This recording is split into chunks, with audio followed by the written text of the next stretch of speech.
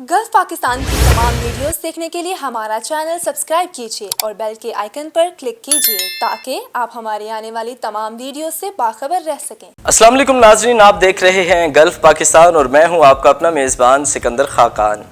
नाजरीन, आज के हमारे प्रोग्राम में जो मेहमान शख्सियत मौजूद हैं उनका ताल्लुक़ एक म्यूज़िकल घराने से है।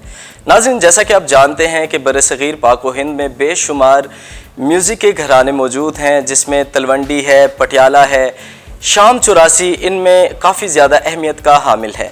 तो नाज़रीन, आज जो मेहमान शख्सियत हमारे साथ मौजूद हैं उनका ताल्लुक़ शाम 84 घराने से है। ये साहबजादे हैं उस्ताद अख्तर अली ख़ान साहब के और भतीजे हैं उस्ताद सलामत अली ख़ान साहब के। तो नाज़रीन, आइए आपकी मुलाकात करवाते हैं शान अख्तर अली ख़ान साहब से। अस्सलाम वालेकुम सर। जी वालेकुम अस्सलाम। सर, सबसे पहले तो शान साहब, हम आपको वेलकम कहते हैं गल्फ़ पाकिस्तान में। तो आप ये बताइए कि हमारे सेटअप पे आके आपको कैसा लगा? जी माशाल्लाह, मेरी बहुत सारी आपको दुआएं भी हैं और मुझे बड़ी खुशी हुई है यहाँ पे आके जो आप ये काम कर रहे हैं। I am very appreciate to your efforts to promote the classical music and any other music. Thank you. तो ये बहुत कम लोग करते हैं इस तरह का काम, क्योंकि म्यूज़िक तो हमारे मुल्क से ख़त्म होता जाए बिल्कुल, और इंडस्ट्री तो बिल्कुल बंद है, आपको पता है। तो ये जो बस आप जैसे लोग ही हैं जो म्यूज़िक को लेके चल रहे हैं और हर चीज़ को प्रमोट भी करना चाह रहे हैं और नए टैलेंट को आगे भी लाना चाह रहे हैं। बिल्कुल। तो I am very gladful to here with you. Thank you. अच्छा शान, ये बताइए कि आपका जो घराना है शाम 84, बड़े बड़े, अगर हम बड़े सगीर के सिंगर्स देखें, पाकिस्तान इंडिया के जो बहुत बड़े बड़े लेजेंडरी सिंगर्स हैं, वो इस घराने के साथ अपने आप को बैठना, इन लोगों से जो आपके बड़े हैं उनके साथ बैठना भी एक फ़ख्र महसूस करते हैं। तो बीइंग ए फैमिली इस घराने के, चूँकि आप रोशन चश्मो चिराग हैं, तो कैसी फीलिंग्स आती हैं, क्या फील करते हैं, चूँकि आपका घराना बहुत बड़ा म्यूज़िक का? सर, ये तो अंडरस्टूड बात है कि जब एक बहुत बड़ा नाम होता है ना बंदे के पीछे, तो उसके लिए एफर्ट भी बहुत ज़्यादा करनी पड़ती है। खानदान, हमारा जो फैमिली ट्री है वो 500 साल। अरे ठीक है, सही। I am the 11th generation of my family माशाल्लाह। और पिछले 11 जनरेशन से ही इसको सीना बर सीना हम लेके आ ही रहे हैं। ज़बरदस्त। हमारा जो शाम 84 का जो टेनोर है, जो फाउंडर थे वो मियाँ चांद हम मियाँ सूरज खां थे, हमारे जो ग्रेट ग्रैंडफादर। जी जी। उसके बाद उसके दरमियान थोड़े से और भी ऐसे वेल नोन पर्सन आए, जैसे मियाँ करीम बख्श हैं। बिल्कुल, बहुत बड़ा नाम, बिल्कुल ऐसे। उनका मज़ार है शाम 84 इंडिया में, वो हर साल मेला भी होता है वहाँ पे वो सारे बड़े आर्टिस्ट वहाँ पे जाते हैं, बिल्कुल, बहुत बड़ा मेला शाम 84 कराया जाता है। उसके बाद फिर न्यास अनशामी साहब हुए, मेरे नाना हैं वो, और मेरे दादा के कज़न भी थे। तो उन्होंने फिर भागदौड़ संभाली शाम 84 घराने को आगे बढ़ाने की।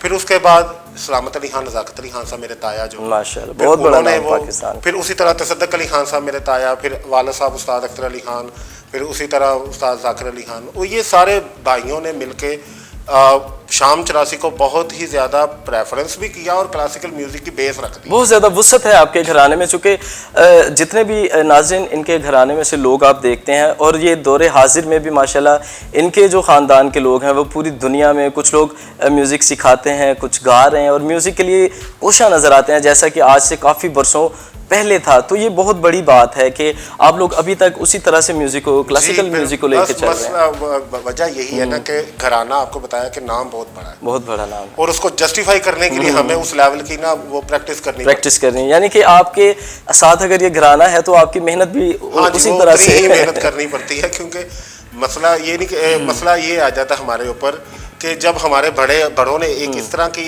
इम्पैक्ट डाल दिया है बिल्कुल इंडस्ट्री में या माशरे में, तो हमें उनके चले लेवल उस मेयार को लेके चलना पड़ता है। बहुत बड़ी बात है। अब वही मैं आपको बात करना चाह रहा हूँ कि मैंने I was just 7 years old when my father has died.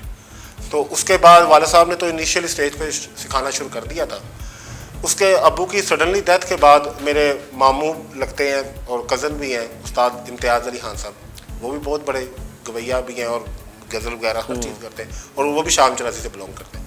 फिर उनसे मैंने फर्दर जो है ना अपनी तालीम मुकम्मल की क्लासिकल म्यूज़िक की। उस्ताद सलामत अली खान साहब क्योंकि हमारे रूहानी बाप भी हैं, हमारे रूहानी उस्ताद भी हैं, क्योंकि मेरे वालिद साहब कहते थे कि मैंने जो कुछ भी सीखा अपने भाइयों से सीखा। बड़ी बात है। तो अगर मेरे वालिद साहब के वो उस्ताद है तो फिर वो मेरे भी उस्ताद आपके। तो सलामत अली खान साहब क्योंकि दुनिया में एक वाहिद इंसान हुए हैं कि उन्होंने कई किस्म के राग भी ईजाद किए वाह। और बहुत सारे काम भी किए। उसी तरह मेरे वालिद साहब ने जो कुछ उनसे सीखा था उन्होंने अपनी एफर्ट के साथ सही। एक बुक तैयार की जो कि जबरदस्त। बहुत कम लोगों को शर्फ हासिल है। मेरे वालिद साहब ने, उनके he is the graduate person, पढ़े लिखे भी थे, बहुत बड़ी बात। और उन्होंने फिर ये नुरंगे मौसीकी के नाम से ना ये अरे ज़बरदस्त, पिछले 40 साल से, पहले 40 साल से ये छप रही है। इसका बहुत ये ज़बरदस्त 9th बात edition है नाज़रीन। ये उन लोगों के लिए भी एक बहुत बड़ा मैसेज है जो अक्सर जो हमारे म्यूज़िकल घराने हैं उनके बारे में लोगों की ये राय होती है कि शायद ये लोग अपने ख़ानदान के, अपने बच्चों के अलावा शायद किसी को सिखाना नहीं नहीं, ये चाहते। बिल्कुल गलत तो concept है। नाज़रीन, ये जो बुक है इनके वालिद साहब के, उस्ताद अख्तर अली ख़ान साहब की लिखी हुई, ये इस बात का मुंह बोलता सबूत है कि यहाँ पे ऐसे घराने मौजूद हैं। ये लोग जो हैं वो अपने अलावा लोगों की इस्लाह के लिए भी काम कर रहे हैं। और ये बुक मेरे पास मौजूद है, नुरंगे मौसीकी। तो आप लोग भी अगर म्यूज़िक को डीपली सीखना चाहते हैं तो ये बुक आपको बाज़ार से मिल जाएगी। और ये बहुत बड़ी अच्छी एक काविश है जो कि शाम 84 घराने के इन लोगों की है कि ताकि जो म्यूज़िक के दिलदादा शौकीन लोग हैं वो अपने म्यूज़िक को सीख कर अच्छे तरीके से कर सकें। अच्छा शान, ये बताइए कि आपने अभी सलामत अली ख़ान साहब का जिक्र किया, आपके वालिद साहब जिन्होंने ये किताब लिखी, तो मुझे उनकी शख्सियत के बारे में थोड़ा बताएँ। देखिए जी, वालिद साहब उस्ताद अख्तर अली खान साहब जो थे ना, वो भाइयों में से चौथे नंबर पे थे। और ग्रेजुएशन उन्होंने अमृतसर कॉलेज से की, साथ साथ में उन्होंने क्लासिकल मौसीकी को भी अपना पैशन रखा।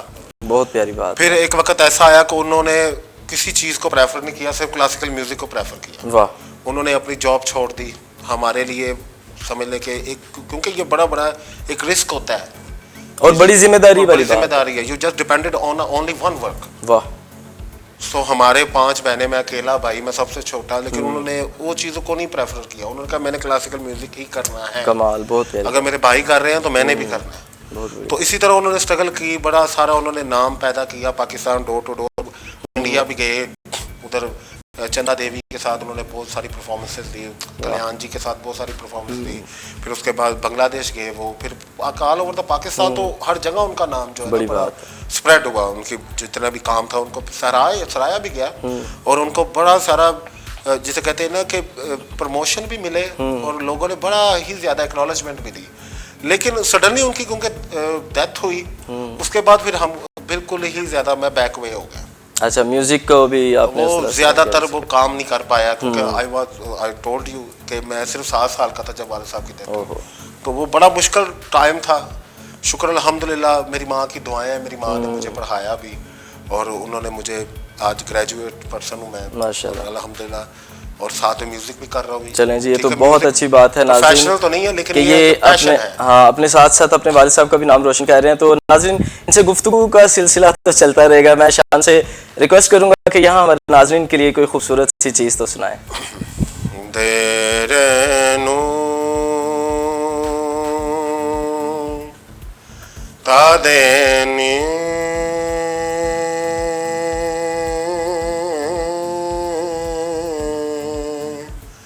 दरना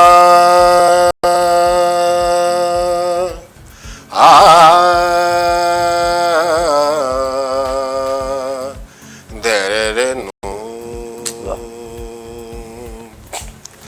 करम करो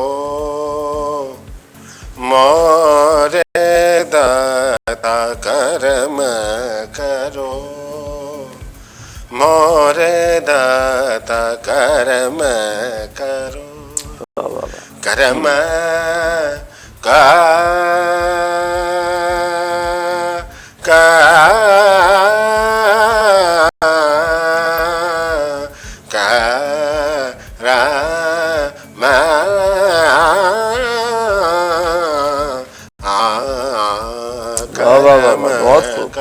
बहुत खूब, बहुत खूब। निरे गामा बामा गामा रे गा रे सा नी रे सा नी रे गामा दा नी रे सा नी दा बामा गा रे सा दा नी दा सा नी दा सा नी दा नी दा बा करम करो। वाह वाह वाह। मोरे दाता करम दा नी दा बामा बा गामा बा रे गा नी रे सा नी रे गामा दा नी रे सा नी दा बामा गा रे सा नी सा नी दा बामा गा नी सा नी दा बामा गा रे सा करम करो।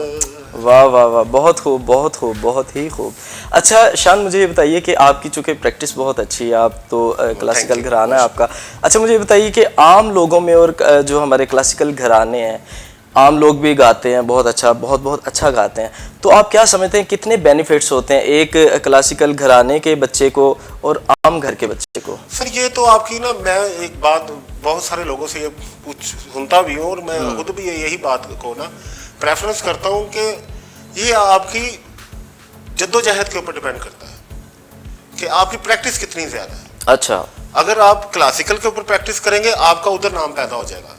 लेकिन हमारे जो बुजुर्गों ने हमें बताया है, जो हमारा जो ऑब्जर्वेशन है, जो हमारी जो क्रिएटिबिलिटी है ना, वो ये है कि क्लासिकल को बेस बनाएं और उसके बगैर कोई म्यूजिक नहीं हो सकता। बहुत सारे लोग बगैर सीखे गाना शुरू कर देते हैं, उनका एक आधा गाना हिट भी हो जाता है, नो डाउट, लेकिन वो जो मामला होते हैं ना, उनको वो पता नहीं होता कि हमने लेके कैसे चलना है आगे म्यूजिक। बिल्कुल। क्योंकि क्लासिकल म्यूजिक नहीं होगा तो आप कोई म्यूजिक नहीं कर सकते। आप कुछ भी ले लें, आप कव्वाली ले लें, आप सूफियाना कलाम ले लें, आप गजल ले लें, आप कोई फोक गीत ले लें, आप कोई मेलोडी कुछ भी ले लें आप, लेकिन all the things on dependent on classical music। वाह, यानी आपका मतलब है कि आप किसी भी म्यूजिक की सिंफ को सीखें, समझें, गाएं, लेकिन क्लासिकल बेस बड़ा जरूरी है। जी बहुत जरूरी है, क्लासिकल सीखें। देखो वो लोग कहते हैं जी हमें कोई सिखाता नहीं। मैं ये नहीं नाज़रीन, ये वाकई ही प्रूफ है इस चीज़ का कि ये लोग सिखाना चाहते हैं। अब डिपेंड करता है सीखने वालों पे कि वो कितना सीखना चाहते हैं। देखिए अब इसकी ये इन मार्केट में अवेलेबल, ठीक है। ये अदारा उर्दू साइंस बोर्ड इसको प्रिंट कर रहा है पिछले सिंस 40 इयर्स अगो। अरे जबरदस्त। तब से ये उर्दू साइंस बोर्ड इसको सरकारी लेवल पे ही प्रिंट किया जा रहा है, तो अभी भी ये मार्केट में अवेलेबल है। जबरदस्त। अब लोग कहते हैं जी हमें कोई सिखाता नहीं, कोई आएगा पूछेगा तो फिर ही सिखाएंगे ना। बिल्कुल ऐसा ही। अच्छा शान, ये बताइए कि आप चूंकि क्लासिकल घर से आपका ताल्लुक है, आप यकीनन राग और इन चीज़ों में रहते हैं, ठुमरी, काफ़ी और ये सारी चीज़ों में, तो मुझे बताइए अब जो म्यूजिक चल रहा है आप वो भी सुनते हैं? जी लाजमी बात है, मैं हर एक को सुनता हूँ। मुझे इब्राहिम हक साहब बहुत पसंद है। अरे जबरदस्त। मुझे जवाद अहमद साहब बहुत पसंद है, मुझे अताउल्लाह साहब बहुत पसंद है, अरे वाह, आरिफ लवार साहब बड़े पसंद है। मेरे लिए जो अच्छा गाना मुझे अच्छा लगता है। अच्छा। ये नहीं है कोई एक क्राइटेरिया हमने बना लिया करते यार जरा। अमूमन तासुर यही होता है कि जो क्लासिकल घराने के लोग हैं वो सिर्फ इन्हीं चीज़ों को प्रेफर करते हैं और यही सुनते हैं। तो ये बड़ी अच्छी बात है नाज़रीन के ये खुद भी माशाल्लाह यंगस्टर हैं और सबको सुनते हैं। अबरारुल हक चूँकि फोक सिंगर हैं, पाकिस्तान के भंगड़ा स्टाइल में गाते हैं, तो ये उनको भी सुनते हैं। तो अच्छा मुझे बताइए कोई नया गाना अगर आप सुनाना चाहें अपने अलावा किसी का तो किसको लाइक करते हैं आप? सर मैं बेसिकली लाइक शफकत अमाना साहब को बहुत करता हूँ। अरे शफकत सलामत साहब को बहुत, रफाकत अली खान से मेरा कज़न, शफकत अली हाँ मेरा कज़न है, तो सबको मैं बहुत लाइक करता हूँ। अगर इनकी कोई चीज़ हमारे नाज़रीन के लिए मेरे गुनगुना दें। मैं तुफैल नियाज़ी साहब की एक आपको काफ़ी सुनाना चाहूँगा, वो ज़रा। तुफैल नियाज़ी साहब तो बहुत ही कमाल, बहुत बड़ा नाम, बड़े वो जिसे कहते हैं ना, मेरा लोगों से सुना है कि वो फनकारों के पैगंबर हो गए। वाह वाह वाह। और यकीनन नाज़रीन ये अल्फाज भी शायद उनके लिए कम है, वो जितना बड़ा नाम था पाकिस्तान में नाम था। तो उनकी एक काफ़ी है जो मैं पेश करना चाहूँगा। माए नी माए मैं एक शिकरा यार बनाया, चोर बावा ते खादा नहीं, ते मैं तन दा मास खवाया। एक दिन ऐसी उड़ने उड़या, फिर परत फेरा न पाया। मैं नहीं जाना खेड़िया दे नाल, मैं नहीं जाना खेड़िया दे नाल। नी माए नी मन विच रांझे दा ख्याल नी, मैं नहीं जाना खेड़िया दे नाल, मैं नहीं जाना खेड़िया दे नाल। राजा जोगी मैं जोगियाणी, राजा जोगी राजा जोगी जोगी, राजा जोगी मैं जोगियाणी, पल्ले रांझे दे पा दे पल्ले मैं नहीं जाना खेरे देना मैं नहीं जाना खेरे देना निमाए नी मन विच रांझे दा ख्याल नी मैं नहीं जाना खेरे देना। वाह वाह वाह, बहुत ही खूब नाज़रीन, बहुत कमाल। और यकीनन ये बात सच कही जाती है कि जो राग होता है वो इंसान के ऊपर तारी हो जाता है, इंसान की कैफियत जो है वो काफ़ी ज़्यादा उसमें चली जाती है। तो ऐसा ही इन्वायरमेंट बन चुका है। अच्छा मुझे शान ये बताइए कि आप क्लासिकल तो लेके चल रहे हैं और साथ में अपना भी कोई म्यूज़िक करते हैं? जी जी अल्हम्दुलिल्लाह, मेरा 14 अगस्त को मिली नगमा जो मेरे वालिद साहब ने ही लिखा था और कंपोज भी किया था, अरे वाह, वो मैंने लॉन्च किया था। और अब इस रमज़ान में मेरी अपनी कॉम्पोजिशन है। मेरे दोस्त हैं लियाकतपुर में अयूब अख्तर साहब, उनका कलाम था, तो वो उसके ऊपर मैंने अपनी नात की कॉम्पोजिशन बनाई। अरे और वो 14 रमज़ान को मैंने रिलीज़ की और अभी तक माशाल्लाह बहुत लोग प्यार कर रहे हैं, सहरा भी रहे हैं, दुआएं भी दे रहे हैं। तो इंशाल्लाह अपकमिंग प्रोजेक्ट्स भी काफ़ी सारे जो मेरी अपनी कॉम्पोजिशन है वो भी मैं एज सुन एज पॉसिबल वक्त के साथ साथ स्टेप बाय स्टेप वो उसको लॉन्च करता जाऊँगा, ताकि क्लासिकल भी चलता रहे और लोगों का काम भी चलता रहे। बिल्कुल, ये तो बहुत ज़रूरी है, मिलके ही चलना पड़ेगा क्योंकि माशरा ऐसा बन चुका है, ये माशरे की जो दीवारें ना ये गिरानी पड़नी है और ये हम सबको मिलके ये काम करना पड़ेगा। बिल्कुल, क्योंकि ये हमारा जो विरसा था ये हमने गोरों को दे दिया है, गोरों से हमने पॉप ले लिया। बिल्कुल ऐसा ही। तो ये सारा कुछ तो वो ले गए हैं। लेकिन ये एक बड़ी अच्छी चीज़ है नाज़रीन कि आजकल जो जितने भी हमारे क्लासिकल घराने इनके अगर यंगस्टर्स जो है वो नया म्यूजिक भी कर रहे हैं और अपना क्लासिकल तो लेके चल रहे हैं, ये बहुत अच्छी बात है। जी बिल्कुल, वो क्योंकि वो करना पड़ेगा ना हमें, क्योंकि क्लासिकल को अगर प्रमोट करना तो बिल्कुल हमने देखिए एक लैंग्वेज होती थी अकबर के बादशाह में, अकबर कहता था जी मुझे मेरी शान में कोई राग सुनाओ, तो वो गवैये जो होते थे वो अकबर के ऊपर राग बनाते थे, बिल्कुल मुकाबला हुआ करता था। इसी तरह अब जो दौर चल रहा है अब वो दौर डिफरेंट हो चुका है। हमारी जो आवाम है, जो ऑडियंस है, वो कुछ और सुनना चाहती है। अब हमें क्लासिकल को लेके उसको साथ में मैशअप करके एक फ्यूजन टाइप बना के गिरा के पेश करना। अच्छा, आप ये बताइए अभी जो जॉनरा चल रहा है म्यूजिक का, आप क्या समझते हैं कि ये किस सिन्फ का म्यूजिक चल रहा है? अभी बहुत अच्छा काम हो रहा है, बहुत सारे लोग अच्छा काम भी कर रहे हैं। ये नहीं कि कोई ठीक है, कोई एक दुका है कि जो बीच में वो रैप वगैरह आ गया, मामला चल गए, लेकिन ज्यादातर लोग अच्छा काम कर रहे हैं। हर कोई अपनी अच्छी एबिलिटी दिखा रहा है और जिसको जितना आता है उतना ही कर रहा है। लेकिन देखिए ये मैंने आपको बताया, ये सारी बात आती है प्रैक्टिस के ऊपर। आपकी जद्दोजहद कितनी आती है, आप कितना सीखना चाहते हैं, आप कितना ऑब्जर्व करना चाहते हैं। आप सिर्फ अपना ना सुने, आप सुनने की भी आपके मेरे काबिलियत। बिल्कुल, नए दौर का सुनेंगे तो नाज़रीन नए दौर के म्यूजिक का भी पता चलेगा और इसी तरह से इंसान वक्त के साथ साथ चलता है। अच्छा शान, मैं चाहूँगा कि आपका जो अपना मिली नगमा आपने जो सुनाया वो अगर आप हमारे जी मैं ज़रूर वो इसका एक स्थायी अंतरा ज़रूर आपकी नज़र करूँगा। ऐ पाक वतन ऐ पाक ज़मीं, हम तुझ पर जान लुटा देंगे।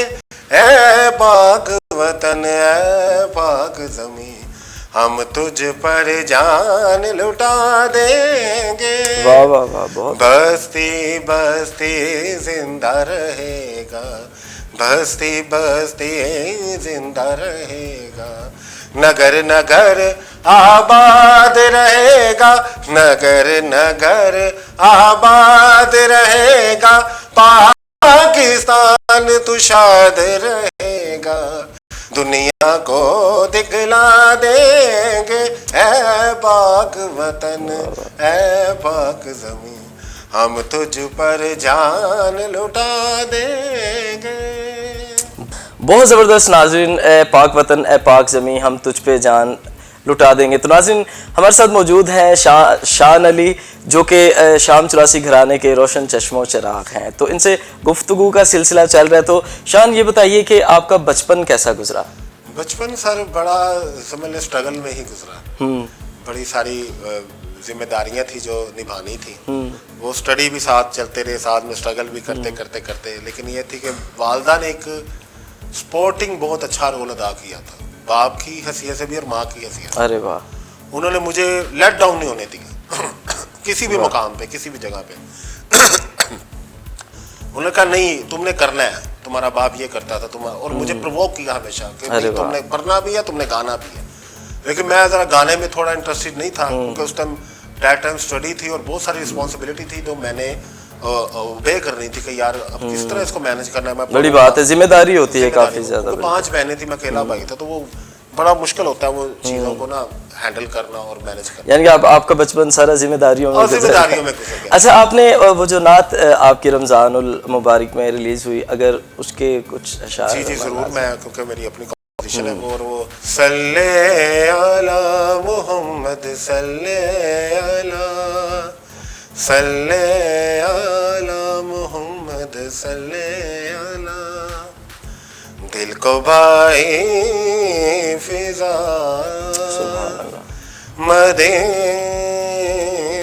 मदीने की, दिल को भाई फिजा मदीने की, रास आई हवा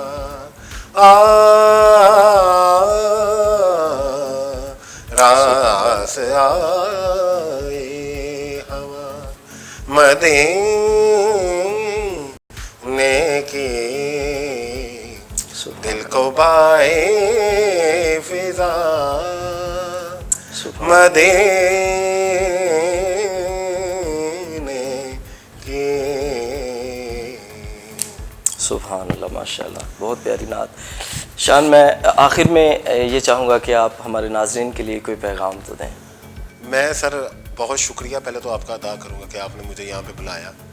गोल्फ पाकिस्तान का शुक्रिया अदा करूँगा, उन्होंने इतना अच्छा प्लेटफॉर्म बनाया हुआ कि हर आर्टिस्ट को वो यहाँ पे चांस दे रहे हैं कि वो अपनी आके बात शेयर भी करे अवाम के साथ। तो मैं तो यही पैगाम करूँगा कि मैं एक छोटा सा आदमी हूँ, मुझे कोई इतना खास कुछ नहीं पता, लेकिन मेरे घराना क्योंकि बहुत बड़ा है और मेरे वालिद साहब ने जो एफर्ट किया है मैं उसको लेके चलना चाह रहा हूँ। मेरे वालिद साहब ने एक ये बुक लिखी है, मैं सबसे यही कहूँगा कोई भी सीखना चाहता है तो इस किताब को ज़रिए आप बड़े आराम से घर बैठ के या थोड़ी सी क्लासेस लेके आप क्लासिकल म्यूज़िक सीख सकते हैं, क्योंकि क्लासिकल म्यूज़िक बेस है एवरी म्यूज़िक की। अगर क्लासिकल नहीं सीखेंगे आपको किसी म्यूज़िक का नहीं पता चलेगा। तो मैं तो यही कहूँगा कि जो सीखना चाहे वो हमें से रब्ता करें। हम बहुत सारी वर्कशॉप शुरू कर रहे हैं, आर्ट काउंसिल्स में भी हम शुरू करेंगे, पंजाब का आर्ट काउंसिल में भी करेंगे, पिलाक में भी करेंगे, एवरीवेयर हमने अपना छोटा ना वर्कशॉप शुरू करनी है। तो आप ज़रूर आएँ और सबको मैं वेलकम करूँगा और हमेशा खुश रहें, अपने चारों तरफ खुशियाँ फैलाएँ, हर एक को खुशियाँ दें और खुशियाँ लें। बहुत बहुत शुक्रिया शान, आप हमारे प्रोग्राम में तशरीफ़ लाए। जी नाज़रीन, ये थे हमारे साथ मौजूद शान अख्तर अली ख़ान साहब। उम्मीद करता हूँ कि आज का मेहमान आपको बहुत ज़्यादा पसंद आए होंगे और आपने काफ़ी ज़्यादा लुत्फ़ उठाया आज के हमारे मेहमान से। अपने मेज़बान सिकंदर खाकान को दीजिए इजाज़त, मिलेंगे किसी और मेहमान शख्सियत के साथ, तब तक के लिए खुदा हाफिज़।